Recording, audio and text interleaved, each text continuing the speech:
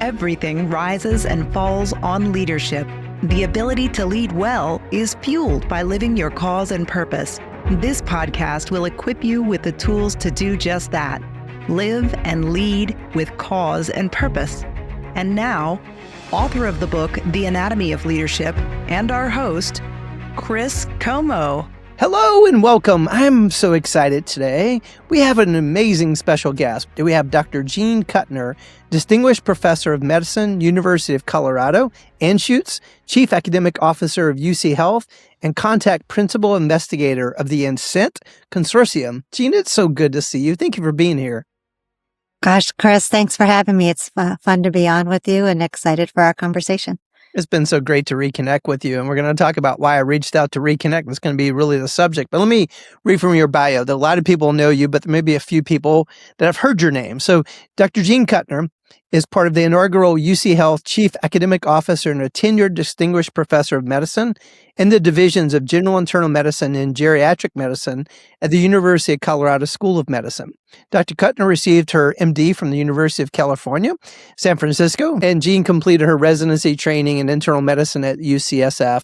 Subsequently, she completed an NRSA Primary Care Research Fellowship, earning an MS-PH degree with honors and a fellowship in geriatric medicine, University of Colorado School of Medicine. She's board certified in internal medicine, geriatric medicine, and hospice and palliative care, cares for patients on the palliative care service at University of Colorado Hospital, and her research focuses on improving symptoms and quality of life for people with serious illness and their family caregivers and building capacity for palliative care research.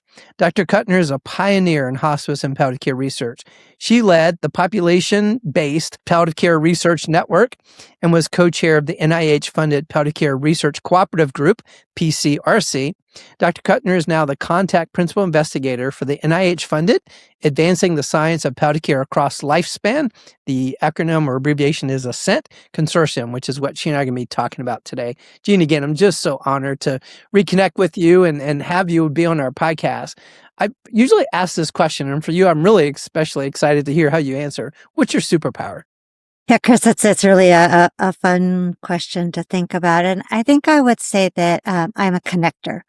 I connect both people and ideas. And I've really seen some terrific collaborations and friendships emerge from some of these connections. You know, I'll be talking to one person and I'll say, oh, wait a minute, you should be talking to this person because they've got similar things, or there could be good synergy there, and making those connections really across institutions, across ideas, et cetera. And I think from an ideas as well of like, how can these things, these maybe things that maybe initially don't look like they are related, bring those together to end up with some sort of greater synergy. And I guess I would say myself, I'm also have really benefited from that. Some of my sort of most successful grants and even the PCRC that you mentioned, that came from somebody connecting me with somebody else, and voila, magic. I could totally see that. Again, I remember, so Dr. Janet Bull was my chief medical officer. We say Janet's kind of like the grandmother of palliative care in some respects, but we need to be part of popcorn. We need to be part of PCRC. I don't know what those are, Janet, but if that's where you think we need to be going, but totally see where you've been that connector. I'd also say, Gene, that you have an amazing ability to ask incredible questions. In fact, whenever I reconnected with you, I share with you one of our last interactions. This is before there was NPHI. It was called the National Hospice Work Group. And you and I were, we're like on a field trip as part of the visit. And you and I were on the bus together and we were walking off. And you kind of left me with a question around how do you really cascade best practices and how do you make them stick within a culture? And in some respects, it actually is part of the catalyst of what I'm doing now within Telias Collaborative Network. And there's weighty when you ask questions. Like I could tell is very curious about it. And it's so dovetail with something I was passionate about. So I'd say that's your secondary superpower, is asking questions. Yeah, I would say some of my friends call me a sponge. I'm always interested in learning more. So yeah, in that learning absolutely. Mode. Well, we're going to talk about the ASCENT initiative. So this has been funded by a $64 million NIH grant, and it has been described as the largest grant in palliative care history. So what makes this moment different maybe from prior funding initiatives or efforts? And why is this such a watershed moment? Yeah, Chris, thanks for asking, because it truly is. And there's a lot of excitement in the field and really across NIH about this as well. There's a number of things that make this different. One is that it arises from some significant advocacy by organizations such as the Patient Quality of Life Coalition or the PQLC, advocating for many years for there to be really a transformative investment in palliative care research. So this really feels like the culmination of a lot of people's work to get here. I think what's otherwise unique about this is at its basis is actually language in congressional appropriation bills calling for a trans NIH commitment to palliative care research. And prior to that, and as a result of that, there is a true collaboration and engagement and investment across multiple NIH institutes in this initiative. There's also, because it's called something called a cooperative agreement, there's really purposeful engagement and collaboration between our investigator leadership group and our NIH colleagues, really looking toward what is it that we can do together to really advance the field. I guess another thing would be that, it's $64 million. And the way that we set up the budgeting is we set it up so at least half of that money is going back out the door. It's going back out the door to support pilot grant awards and to support research scholar awards, junior investigators. So it's truly an investment in the field. I think some other things are that there's a real emphasis on partnership with people that have lived experience and serious illness, as well as those that are involved with care delivery. So it's not, the investigators working over here, and then the people who are experienced it living over here, and then the people who are delivering the care over here. It's really a purposeful approach to bring all those pieces together. The other unique thing is it's explicitly a lifespan approach, is that it was, in the funding mechanism from the very beginning, that a purposeful to bring together the work that's happening in maybe the older adult populations and sort of middle life, as well as with adolescents, young adults, pediatrics, neonatal, to make sure that we're learning from each other and expanding the field in that way, as well as a real explicit focus on engaging with all the relevant disciplines. We know that palliative care is an inherently interdisciplinary field, and making sure that we are bringing in all the relevant disciplines to share their expertise. Gene, culmination just feels like, I think you kind of alluded to it, but again, I could picture a lot of conversations in the past. I don't know, I never shared this with you. Like even my job interview to go to Four Seasons, the board did something fascinating. They had us pick one of two subjects, and then you had 30 minutes to prepare and you had to give a presentation. I actually picked palliative care because they were debating on whether to do a palliative care program. And then, so we were on the forefront. This was in the early 2000s. And like things that I heard Janet dream about and talk about, no doubt influenced by you, it just feels like all of that is packaged into this. So this feels like high five, man. I mean, I'm sure it feels like, oh my God, now we have all this work to do, which is where we're going to go next and kind of, but when you step back from the technical details, what's your personal vision for ASCENT? Well, I would say my personal vision, as well as that of our leadership group, is reflected in, as we set out the vision and the mission for ASCENT itself, which is that every person living with serious illness across the lifespan and those who care for them have access to high quality evidence-based care. And you may say, well, okay, how do you get there? What does that really mean? And key here is that ASCENT and the research conducted by investigators supported by ASCENT, we really want it to make a meaningful difference in how we care for people with serious illness across all disease states and all care settings and across the lifespan. What that success looks like is an expanded palliative care research workforce representing additional settings, all relevant disciplines, expanding the evidence base to inform the care that is provided, smooth integration of evidence into practice, back to our initial conversation now many years ago, as well as into policy, as well as clear pathways for clinical practice and policy to be informing what research questions the researchers are answering, as well as vice versa, and making sure that we have clear pathways for that research to then inform clinical practice and policy. Wow. So in our very first conversation when we got reconnected, you said something that, because I don't understand the inside workings of NIH, but you alluded to it in your opening answer to the first question. You talked about is bringing together traditionally siloed parts of NIH and the research community. Can you just speak about that a little bit more? Like what silos are you trying to break down, and maybe how has that fragmentation held the field back in the past? Yeah, I would say that one of the frustrations, I think, from a researcher perspective that we've had in the past about funding for palliative care research is just because of the way NIH is designed, where its institutes and centers have been primarily either disease focused or population focused. So you have NCI that does cancer, you have NHLBI that does heart, lung, and blood disease. So that's where like the heart failure and the COPD work would get done. And then, so it's in various parts and pieces. And a lot of the work that we do in palliative care really cuts across those disease states. So sometimes I would say palliative care investigators may have struggled to understand where does their research fit in within that structure. So, I mean, there has been funding for palliative care research, but it's had to be within each of those structures, those disease specific or population based specific silos of the NIH. So I would say one of the truly transformational components of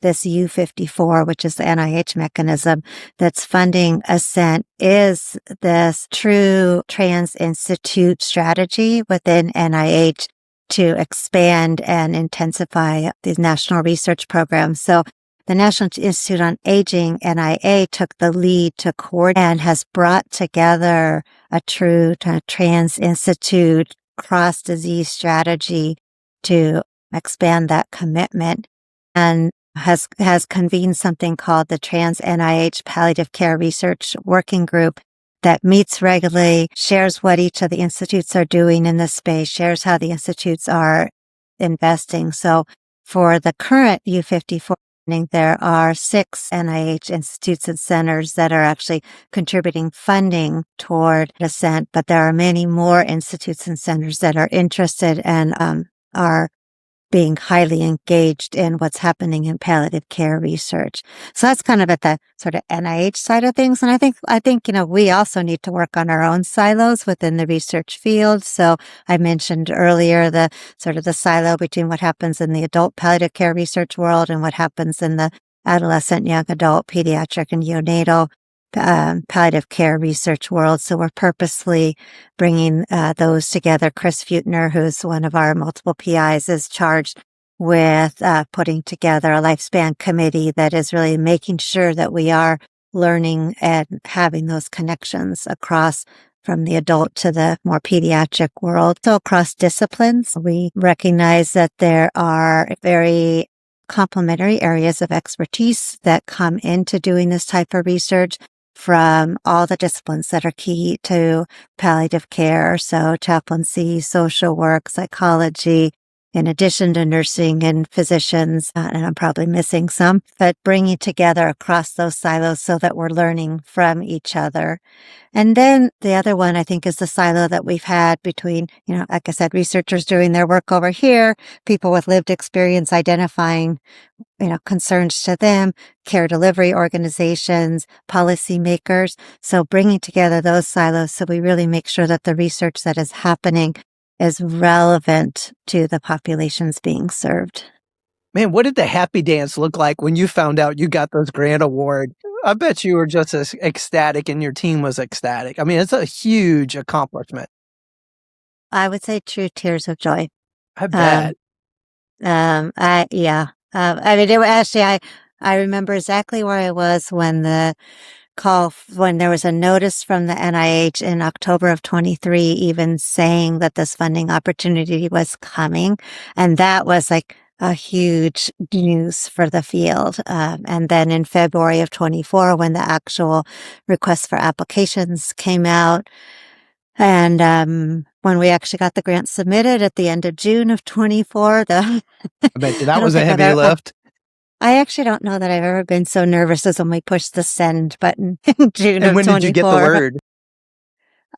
We got our score in November of 24 because it went to study section like all NIH proposals do. So we first had to go to study section. We got our score in November of 24. I distinctly remember I was flying back to Denver, opened my phone or turned on my phone when we landed, and one of our principal investigators had seen it and had sent a screenshot of the score.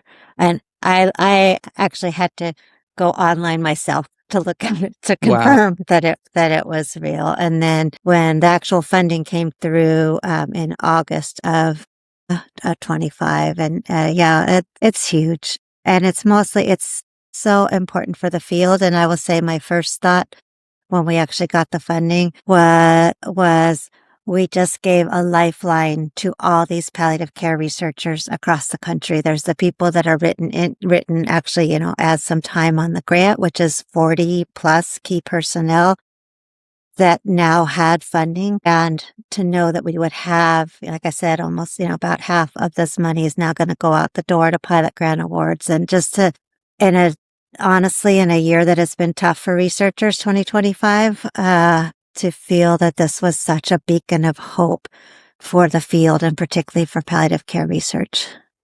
Yeah, that's pretty huge. And I actually pointed out we had Dr. Byock on a podcast for December. It was kind of a holiday gift to all of our field. And one of the things Dr. Byock shared is that it was a meeting in Estes Park, and they sat around a campfire envisioning there would be a day of research. There would be textbooks. There would be people like specializing in this care. And now here you are taking it to the next level. So again, just, man, high five. I'm just so ecstatic for you. And it's kind of why I want to talk about it, because I'm not sure everybody realizes, other than they probably saw the dollar amount on the Courts, Hospice, and Palliative Care today, and wow, that's substantial. But I sense this was much bigger than just a big dollar amount grant, that this was huge for our field. So which leads me to another question, Jean, which is kind of interesting about palliative care compared to hospice. There's already, I'll say, strong research. You may push back, but that's the word I'm going to use. Strong research in palliative care. How will ASCENT amplify what we already know? And where do you see room for breakthrough findings, innovation, et cetera? Yeah, and there have definitely been significant advances in the palliative care and hospice evidence base. I mean, I started as a palliative care researcher in 95, so it's been a little bit. And just the sophistication and the availability of evidence. I mean, I remember when I first started, everything I learned from hospice nurses, because, there wasn't that evidence base. It was all experience based.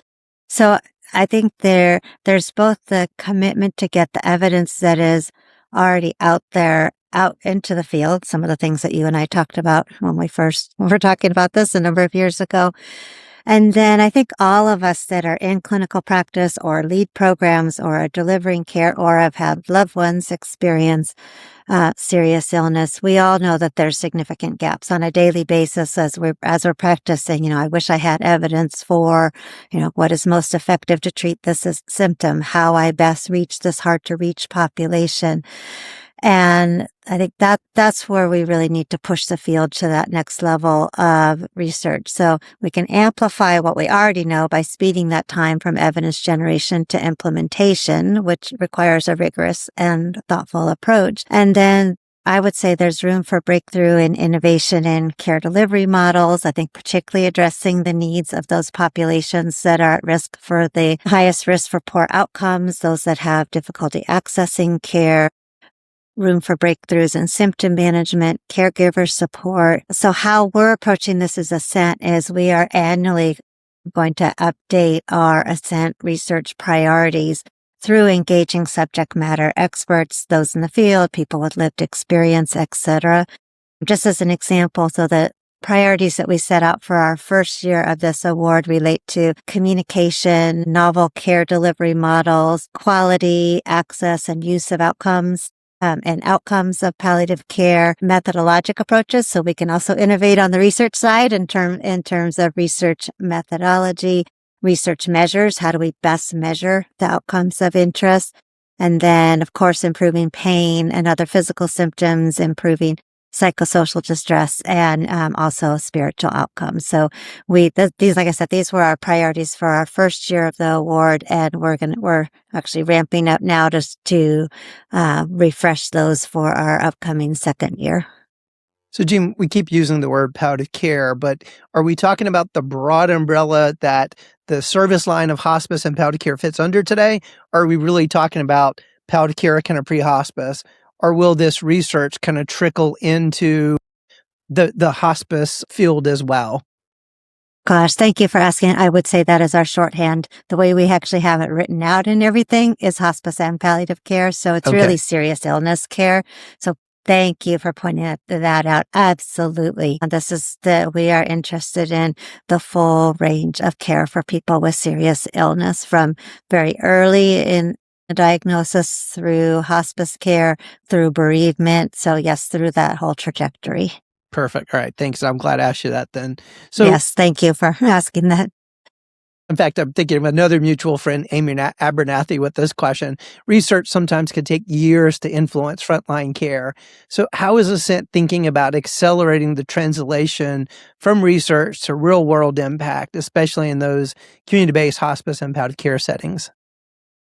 Very, very important question. And it is a high priority, both of us and of the NIH. The NIH has become very interested in making sure that research supported by the NIH just doesn't sit on a shelf somewhere, that it's actually influencing care. And in fact, ASCENT within its funding has funding for something called developmental projects, which are sort of internal and projects. And the first one that we worked with the NIH to develop is exactly around this question, where we are putting together a collaboration of researchers, healthcare delivery organizations, and others to identify what are ways that researchers can partner more closely with healthcare delivery organizations, both in designing their studies and answering the important questions, and then when conducting the studies, making sure that we're capturing those things that fit under the sort of implementation science umbrella of, okay, so we did this under sort of research circumstances.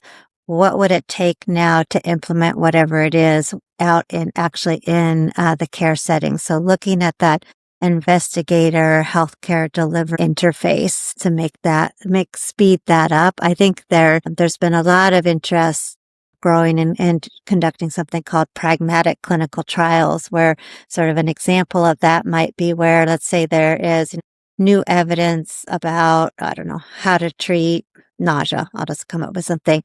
That then to implement that within the electronic medical records so that you then have that evidence-based guidelines. So if I, as a clinician, am writing an order for treating a patient's nausea in a particular situation, I don't have to remember that I remembered that I read an article about it, 3 weeks ago, but that it would get implemented into and say, Dr. Kutner, most recent evidence-based guidelines are this, click here to order, that sort of thing. So there's ways I think we can better implement those evidence-based guidelines more rapidly into practice. So it's also not up to each of us as clinicians, like I said, to remember that there's some new evidence. What was your term for that? You said pragmatic clinical trials. Very cool. It's because you think about like your sort of traditional clinical trial where it's a very controlled environment, right? And you recruit people, you're randomized by the individual. A pragmatic trial is one that is more embedded within clinical flow. Gotcha. So we could almost, maybe not be the best analogy, but like ePrescribe has, I forgot the name of that database it goes into. This could be like a database that could feed into the EMR that would have like those best known practices. Am I tracking with you? Yeah. That'd be huge. Yep. Well, okay. I'm definitely going to put that in the future. Like, is that like 1 or 2 years out or maybe even quicker? This developmental project we're doing in this first year to come up with what those recommendations are. So I would say end of the calendar year, hopefully. Very cool. It's going to my to-do list to follow up with you on that because that's very cool. Don't miss part 2 of this episode coming this Friday.